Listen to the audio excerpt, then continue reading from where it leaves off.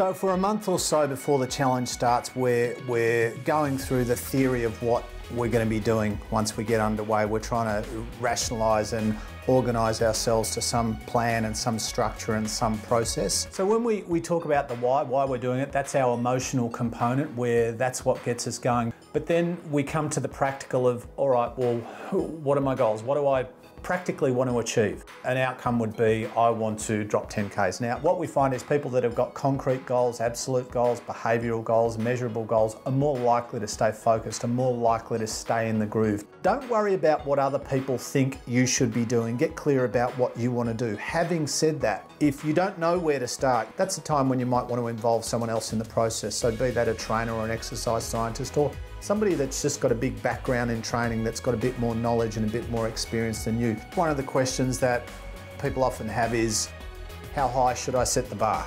If you've never trained, if all this is brand new to you, if this is a bit terrifying, then let's just aim for improvement. If you're at 1 out of 10 in whatever the endeavour is, and you end up at 5 out of 10 in terms of your overall potential, that's fantastic. Should I tell everyone I'm doing this? Is it a good idea for me to share this with the world? I'm going to say to you, maybe. For some people, depending on who you are, that's going to be something that really is a catalyst for, you know, a great investment of energy and time and momentum, and that'll be the thing that keeps you doing what you need to do. I encourage all of the people who do the 12-week program to have at least one person in their life that will kind of keep you on track. Here I am, you're not doing what you'd said you'd do. Obviously, there is a level of sharing it with the world because we're putting up photos and we're posting stuff online.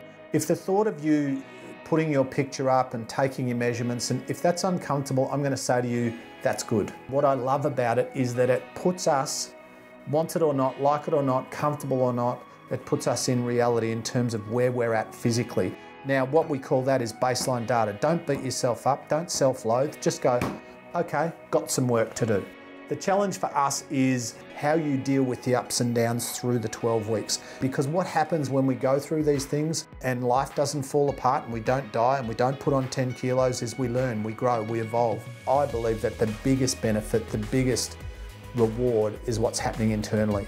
We want to change our body, but you know, when we rewire our brain, when we reset the cognitive kind of inner reality, then all the rest is just a byproduct. You know, when you genuinely inside out change, when you think differently, when your beliefs, your values, when the internal dialogue is completely different, then all of those behaviors that create that physical change, they just become automatic. They become unconscious. That's your new default setting. Also keep in mind that for those times when perhaps you go, you know what, I'm just not feeling it.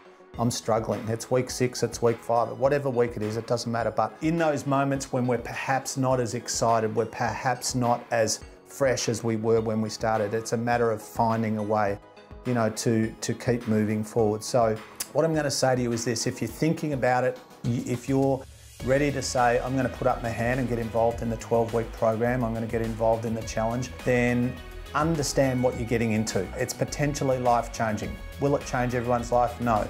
Can it?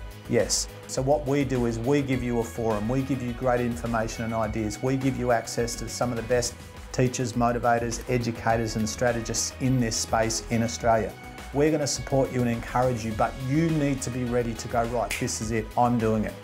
This is my time to shine. I've almost done it 57 times. I'm going to make the decision. I'm going to follow through. I'm going to be disciplined. I'm going to get uncomfortable. And this is the last time. This is not another effort. This is not another thing I'm trying. This is a thing that I'm doing.